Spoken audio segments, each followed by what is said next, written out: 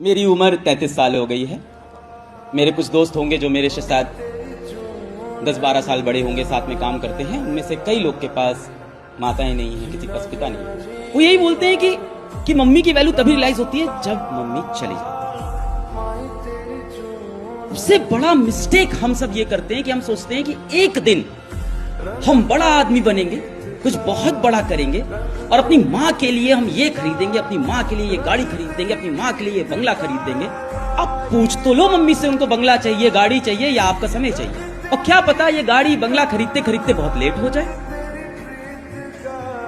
हो जाती है, कई बार लेट हो जाती है। शाहरुख खान साहब को आपने सुना होगा, उनको बड़ा मन था कि अपनी माताश्री को, अपनी अम्मी को ऐसा करके दिखाएं, बट उनको लेट हो गया। वो आपसे पैसा रुपया ये सब नहीं चाहते, आपका समय चाहते हैं कि आप 10 मिनट बैठ के उनसे बात कर लो। Once mother is gone, she is gone, you cannot bring her back.